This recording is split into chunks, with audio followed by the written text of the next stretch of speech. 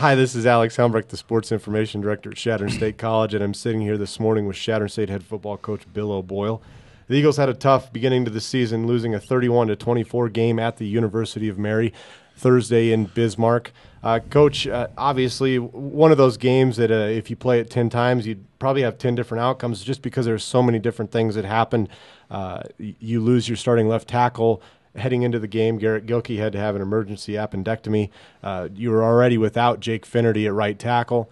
Glenn Clinton, your starting tailback, was out with an injury to his thumb. And then John McClain, your starting quarterback, goes out after the first two quarters with a concussion. All in all, though, the Eagles rallied, even leading for a brief period there in the fourth quarter, but it just wasn't enough as Mary eked out the win. Yeah, we made some mistakes early, Alex. It really put us in the hole. Had a chance in the first quarter to put some points on the board and didn't take advantage of that.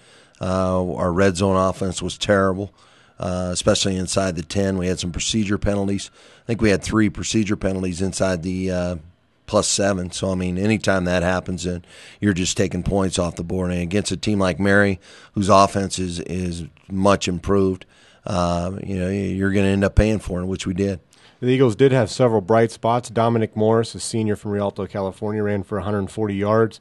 Brandon Gorsuch did a really nice job coming in for John McClain. He completed 20 of 35 passes for 230 yards and 2 touchdowns. And really a nice play call by you in that fourth quarter to tie the game with a little flare out to Pudge Rodriguez there in the flat. So Brandon did a nice job. Nathan Ross had 12 receptions for 120 yards. It's the third most receptions in school history. So you can take a lot of good things out of that game. Yeah, we can. I was really proud of the way some of the kids stepped up. Like you mentioned before, losing Gilk 2 hours before the game with his appendix, that's a crushing blow. So.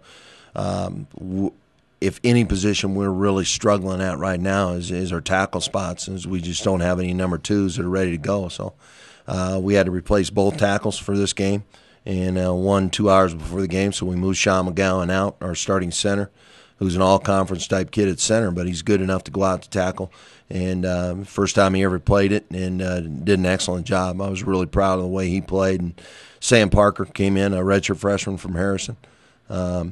And came in at center and really held his own. He did a nice job. So I was happy with the way a lot of kids responded to a little bit of adversity that we had. And even I know on defense, losing Talmas Ewell, our best corner for the season, and we found that out on the trip too with the torn PCL. It's something we're going to miss him the whole season, and we lost him last season too. So Talmas that's a huge loss defensively, especially the way Mary was throwing the ball. Coach, I was up there with the team on the sidelines, and the thing I noticed really from both sides of the ball was the senior leadership. You got guys on the offensive line like Tim Hyatt and Sean McGowan. I think I talked to Sean maybe a couple hours before the game, and he said he'd taken 14 snaps his entire life at tackle, and 3 of those were only at left tackle. And then you're able to put him next to Tim so he can kind of help him with some of his tackle responsibilities, and then Tim also is able to help Sam Parker and Sean in that lineup. And then James Belleville and Maverick Churchill really, rallied the troops there in the fourth quarter. The Eagles just ran out of gas. Yeah, and again, I'm not taking anything from Mary. Our kids played their hearts out. It was a disappointing loss. Any loss is disappointing, but this one stung. We haven't lost to Mary, and Mary's a good football team. But we've made some mistakes that really cost us. Our place kicking was terrible. Our punter was atrocious. I think we only averaged like 32 yards a punt. Our field position, it just killed us throughout the whole game. So, we've got to get a lot better. We knew that coming in as far as our kicking game with the loss we took last year with our losing our place kicker and our punter. We were going to struggle a little bit, but it really showed in this game. And it's stuff, obviously, we got to work on this week. Well, the Eagles have a chance to bounce back. They play their second and final non-conference game of the season. They host Angelo State out of Texas. That's for Family Day this weekend. It's Saturday at noon. Coach, Angelo State's going to be a stiff test. They defeated Western State 35-12 last Saturday in Gunnison. Scored 21 points in the first 4.5 minutes, including a 90-yard kickoff return for a touchdown. I know just looking at them, they're a typical Texas Lone Star team. Big up front, probably very fast and physical at the skill positions. But kind of what do you know about them offensively and defensively? Really, it's going to be a quick one for us because we only have one game on them. It's a new coaching staff. Comes from Northwest Missouri. Did a great job there.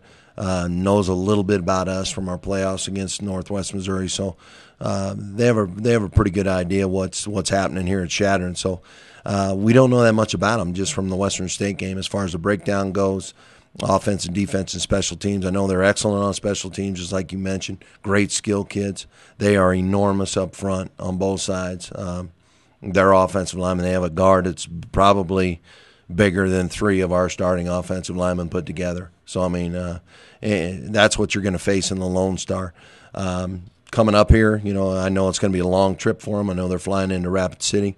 We've got to take advantage of being at home and not making mistakes against a good team like this. And they did a nice job against Western State also.